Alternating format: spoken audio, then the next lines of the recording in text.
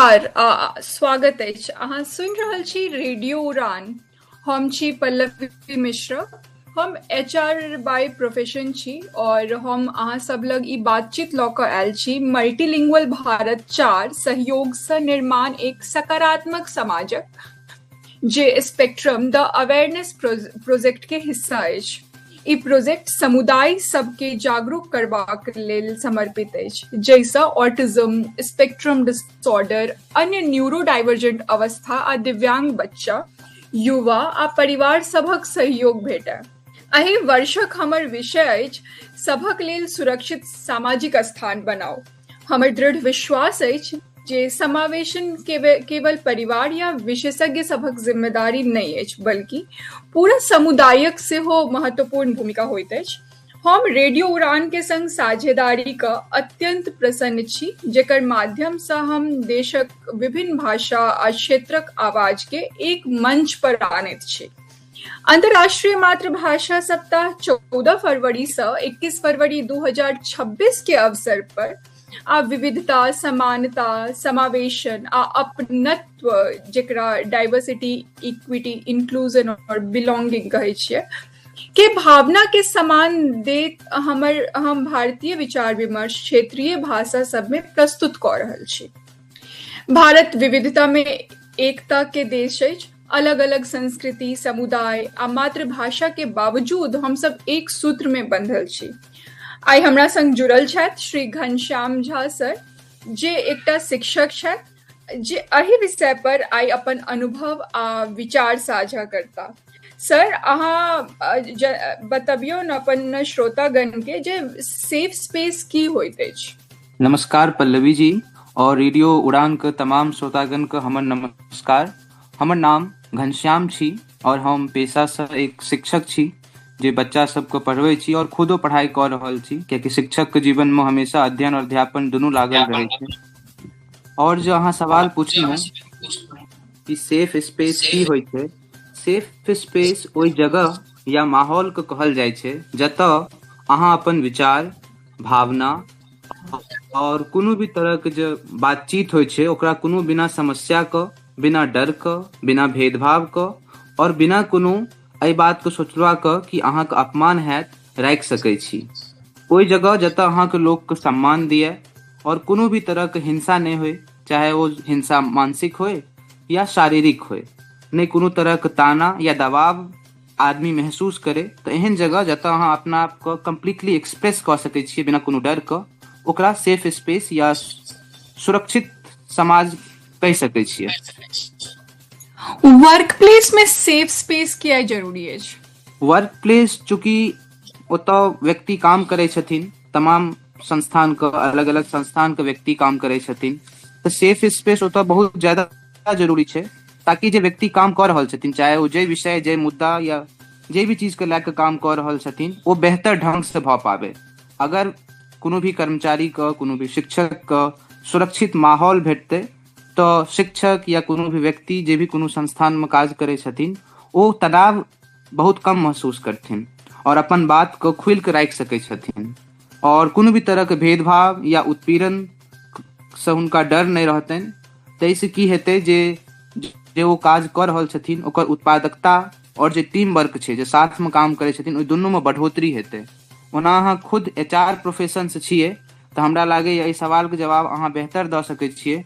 तो अहाँ अपन अनुभव बताबू कि केना सेफ स्पेस बनायल जाए आ किया जरूरी छै वर्क प्लेस में। बिल्कुल, एचआर के रूप में हमर विश्वास अछि जे सुरक्षित वातावरणक शुरुआत भरोसा, सम्मान आ ध्यान से सुनबा से होइत अछि।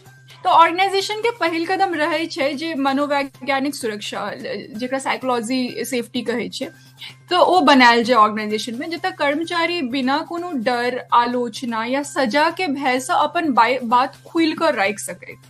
ऑर्गेनाइजेशन मोस्टली ई सुनिश्चित करै छै जे ओपन डोर पॉलिसी होय, कियो भी कखनो आबि कऽ संपर्क कऽ सकै छथि अपर मैनेजमेंट से। हैरेसमेंट या भेदभाव के प्रति जीरो टॉलरेंस, शिकायत त्वरित आ गोपनीय समाधान, समावेशी संस्कृति जतऽ हर पृष्ठभूमि के सम्मान हुए, नियमित बातचीत आ मेंटल वेलबींग चेक इन्स, कर्मचारी लेल सहानुभूति आ सम्मानजनक व्यवहारक प्रशिक्षण, ऑर्गेनाइजेशन के लक्ष्य रहैया जे हर कर्मचारी ई महसूस करे जे हमर सुनल जाइत अछि और हमरा महत्व देल जा रहल अछि और हम एतऽ सुरक्षित छी। कियाकि जखन लोग सुरक्षित महसूस करै छथि तऽ ओ बेहतर प्रदर्शन करै छथि आ संगठन संग बढ़ैत छथि। तो अगला प्रश्न हम अहाँ से ई करऽ चाहब सर जे घर में सेफ स्पेस बनेनाइ किया जरूरी अछि आ घर में सेफ स्पेस केना बना जी, सकै छी? घर में सेफ स्पेस बनेनाइ ज्यादा जरूरी छै, कियाकि घर ओ जगह छै जतऽ व्यक्ति सबसे ज्यादा समय अपन बितबै छै। और अगर घरे में व्यक्ति के सेफ स्पेस नहीं भेटतै तो वो अपन जीवन में तनाव, मानसिक दबाव में रह लागतै। ताहि दुआरे घर के सेफ स्पेस बनेनाइ ज्यादा जरूरी छै। बना केना सकै छियै तो ओहिके लेल जे घरक व्यक्ति छथिन, परिवारक लोग होइ छथिन, सदस्य होइ छथिन, हुनकर ई दायित्व छियै, जिम्मेदारी छियै जो हुनका से जो छोट छै आ पैघ छै दुनू के आपसी सामंजस्य से परिवार के चलायल जाय और कोनो भी तरह के जे समस्या परिवार पर आबै छै या कोनो व्यक्ति पर आबै छै ओहि समय में हर व्यक्ति के राय, ओपिनियन के महत्व देल जाय, हुनका छोट या पैघ नहीं समझल जाय आ ना कोनो सदस्य में तुलना कैल जाय, कियाकि हर व्यक्ति के अपन एगो अलग जर्नी होइ छै, अलग यात्रा होइ छै। भए सकैए कोनो व्यक्ति ज्यादा सफल होय, कोनो व्यक्ति कम सफल होय, तो तुलना नहीं करबाक चाही, ककरो छोट नहीं देखेबाक चाही। परिवारे में छोट पैघ वाला कोनो बात नहीं रहबाक चाही, जैसे व्यक्ति कम से कम अपना परिवार में सेफ फील करे और आजादी फील करे, कोनो तरह के दबाव ओकरा नहीं फील होए। सेफ स्पेस बनाबऽ में व्यक्तिगत भूमिका की अछि? निश्चित रूप से जो व्यक्ति अगर अपन काम सही से करथिन तो समाज, सुरक्षित समाज ज्यादा बेहतर बन सकै छै। हर व्यक्ति की जिम्मेदारी अछि कि वो दोसर व्यक्ति के सम्मान करे, कोनो भी तरह के भेदभाव नहीं करे और अगर कतौ कोनो गलत व्यवहार भ रहल छै या ककरो संगे कोनो भेदभाव भ रहल छै तो हर व्यक्ति के जिम्मेदारी बने छै कि ओहि व्यवहार, ओहि गलत व्यवहार का विरोध करे जहां तक व्यक्ति से संभव भ सकै छै। कियाकि सिर्फ अपना अच्छा बन जला से नहीं हेतै, जा तक अहाँ गलत के विरोध नहीं करबै और अगर गलत के विरोध अहाँ नहीं कर रहल छियै तो गलत के समर्थन मान लेल जाइ छै एहि बात को। ताहि दुआरे कतौ भी अगर गलत होइ छै तो हर व्यक्ति की व्यक्तिगत जिम्मेदारी छियै कि अगर हुनका वश में छै वो अगर एहि बारे में सवाल उठा सकै छथिन, एहि मुद्दा के ठीक कऽ सकै छथिन तो हुनका आवाज उठेबाक चाही। ई हर व्यक्ति का अपन एगो जिम्मेदारी छै, नैतिक कर्तव्य छै। विद्यालय में सेफ स्पेस बनेनाइ की आवश्यक अछि? आप केना बना सकै छी? विद्यालय ओ जगह छै जतऽ बच्चा सबसे पहला ज्ञान का अर्जन होइ छै। बच्चा में जे भी तरह का व्यक्तित्व विकास होइ छै ओहिमे विद्यालय आ परिवार दुनू का सबसे ज्यादा योगदान छै। तो जते जरूरी घर में सुरक्षित समाज या सुरक्षित जगह बनेनाइ छै ओतबे जरूरी विद्यालयों में एगो सेफ स्पेस बनेनाइ जरूरी छै।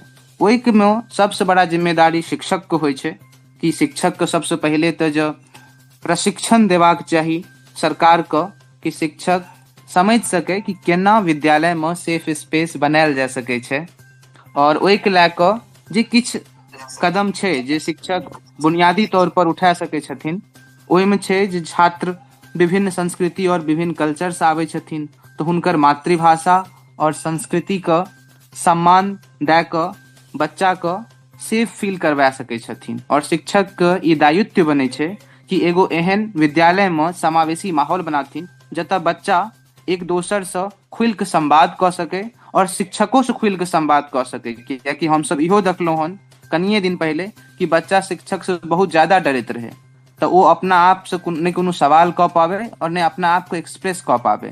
तो आइ के दौर में एगो सेफ स्पेस द्वारे शिक्षक के दायित्व बने छै कि बच्चा ओकरा से खुल के संवाद कऽ सके और बच्चा के संगे कोनो भी तरह के भेदभाव नहीं हुए। ई तो छोट बच्चा के लेल भेल, लेकिन जे पैघ बच्चा छथिन, जे कॉलेज में पढ़ि रहल छथिन, यूनिवर्सिटी में पढ़ि रहल छथिन, हुनका सब में रैगिंग और बुलिंग जे छै से एगो बहुत गंभीर समस्या छै। खास कए के जे कॉलेज के स्टूडेंट छथिन, जे नया नया कॉलेज जाइ छथिन, हुनका संगे रैगिंग होइ छै या जो सीनियर स्टूडेंट होइ छै ओ बुलिंग करै छथिन हुनका वेशभूषा पर, हुनकर संस्कृति पर, हुनकर भाषा पर। और एहि के लए कऽ कॉलेज का और कॉलेज के जो डिसिप्लिन कमिटी होइ छै और शिक्षकों को सबके मिल कऽ एगो स्पष्ट पॉलिसी बनेबाक चाही ताकि बच्चा संगे रैगिंग नहीं भऽ पावे। कियाकि रैगिंग एगो एहन खतरनाक टर्म छै जैसे बहुत सारा बच्चा अपना जीवन के खत्म कऽ लै छै और बहुत सारा बच्चा में जीवन भर के लेल आत्मविश्वास के कमी भऽ जाइ छै और जे भी हुनकर शैक्षणिक योग्यता रहै छै, जे भी हुनकर प्रदर्शन रहै छै, ओहिमे कमी आबि जाइ छै और संगे संग हुनकर मानसिक स्वास्थ्य पर सेहो बहुत नकारात्मक प्रभाव पड़ै छै।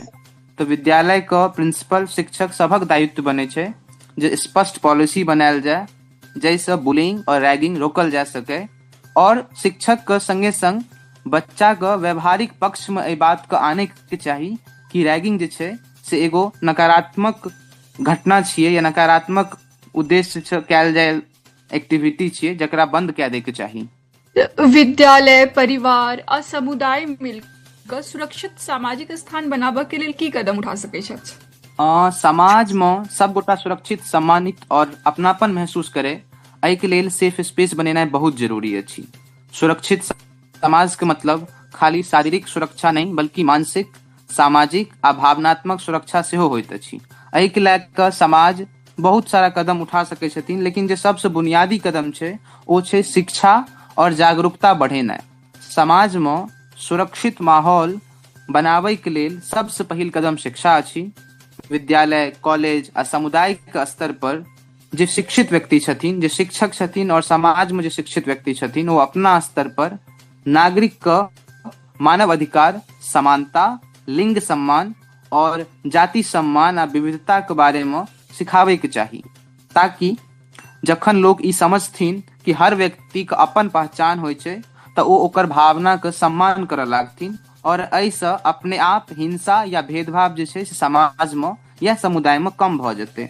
दोसर, अगर कोनो भेदभाव या हिंसा भऽ रहल छै तऽ ओकरा खिलाफ सख्त नियम बनेनाइ ज्यादा जरूरी छै, चूँकि भारत एगो एहन देश छै जतऽ जाति और धर्म के आधार पर भेदभाव बहुत ज्यादा देखल जा रहल छै।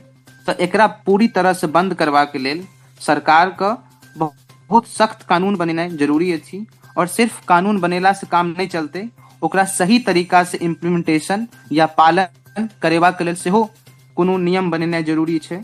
और दोसर, अगर कोनो व्यक्ति संगे कोनो भेदभाव होइ छै या कोनो हिंसा होइ छै तो ओकरा त्वरित न्याय भेटे, ताकि व्यक्ति अपना आप के समाज में सुरक्षित महसूस कर सके।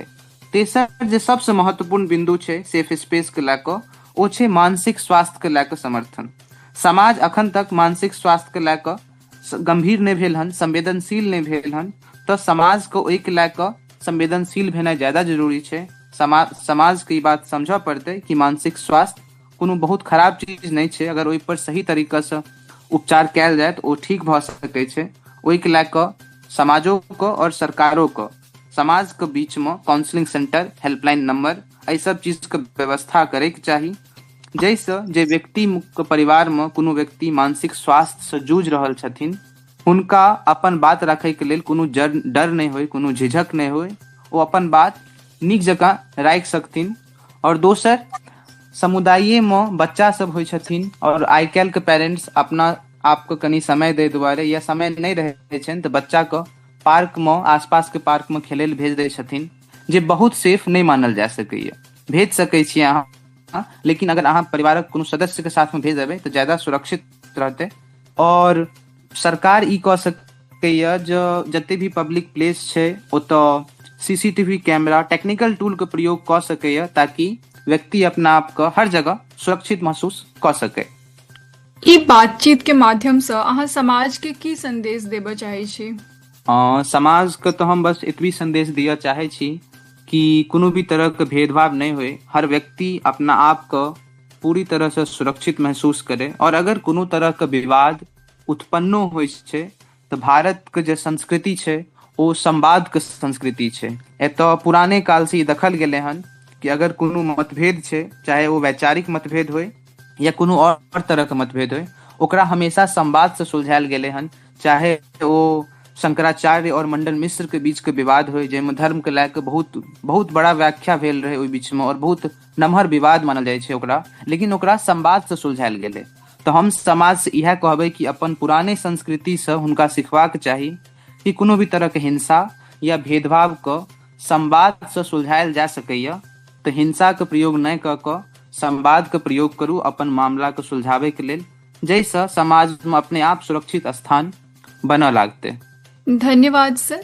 और अंत में हम श्रोता सबसे रेडियो उड़ान के एहि मंच से सबसे एक आग्रह करै छी जे समाज के सुरक्षित बनेनाइ केवल बच्चा सब लेल नहीं बल्कि बुजुर्ग, युवा आ हर वर्गक व्यक्ति लेल समान रूप से आवश्यक अछि। जखन समाज सुरक्षित होइत अछि तब हर बच्चा निडर भऽ कऽ बाहर खेल सकैत छथि, आत्मविश्वास से स्कूल जा सकैत छथि, अपन रिश्तेदार आ लोक सबसे खुलि कऽ मोन के बात कऽ सकैत छथि, युवा अपन सपना पूरा करबाक लेल हिम्मत जुटाबैत छथि, बुजुर्ग सम्मान आ अपनत्व महसूस करैत छथि आ हर व्यक्ति अपना के महत्वपूर्ण बुझैत अछि। आ ई सब तखने संभव है जखन हम सब मिल छोट छोट कदम उठाबी, स्वार्थ छोड़ जिम्मेदारी अपनाबी आ एक दोसर के सुरक्षा आ सम्मान के ध्यान राखी, कियाकि समाज केवल दीवार से नहीं बल्कि भरोसा, संवेदना आ प्रेम से बनैत अछि। आओ संकल्प ली, समाज सुरक्षित रहे तखने समाज सुंदर बनत। धन्यवाद, सुनैत रहू और जुड़ल रहू। धन्यवाद।